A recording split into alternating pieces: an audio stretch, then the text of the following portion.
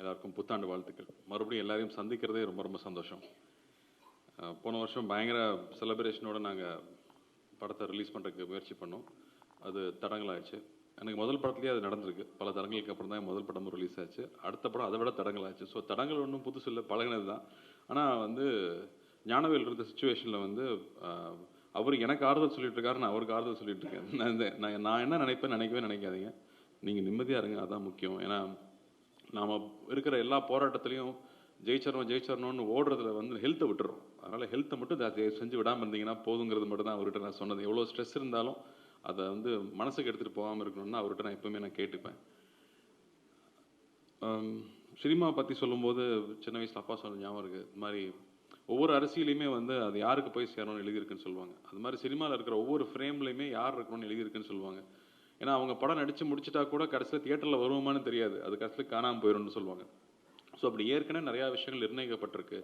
So ஒரு நல்ல கதை, அதுக்கு தேவையான ஒரு டைரக்டரையும் தயாரிப்பாளரையும் நடிகர்களையும் தொழில்நுட்ப கலைஞர்களையும் அதுவே முடிவு பண்ணிக்கும்னு சொல்லுவாங்க.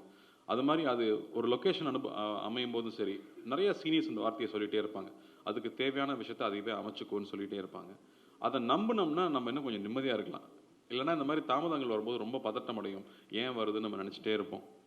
பட் அதை நம்பும்போது நிச்சயமாக அது ஒரு பிளான் பண்ணி அது இப்போ தான் வரணும்னு நினச்சி வருது அப்படிங்கிறது புரிஞ்சுக்கிட்டோம்னா நாம் கவலை இல்லாமல் நம்ம கையில் இல்லாத ஒரு விஷயத்துக்காக நம்ம வருத்தப்படாமல் நிம்மதியாக இருக்க முடியும். அந்த வகையில் இந்த படம் ஒரு பெரிய தாமதத்துக்கு அப்புறம், பெரிய போராட்டத்துக்கு அப்புறமா இன்றைக்கி சேர்ந்துருக்கு.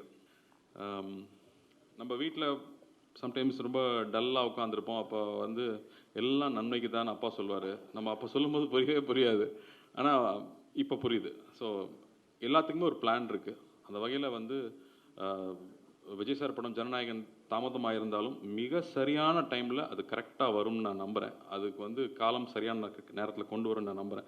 ஏன்னா காலம் நிறையா விஷயங்கள் அந்த மாதிரி டிசைன் பண்ணுது. ஸோ அந்த நம்பிக்கையில் இப்போ பொங்கலுக்கு ரிலீஸ் ஆக போகிற படங்கள் எல்லா படங்களும் பெரிய வெற்றி பெறணும், அண்ட் மக்களை சந்தோஷப்படுத்தணும்னு நான் ஆண்டவனை வேண்டிக்கிறேன். நன்றி, வணக்கம். அண்ட் எப்பவும் உங்கள் அன்பு தேவை. தேங்க்யூ.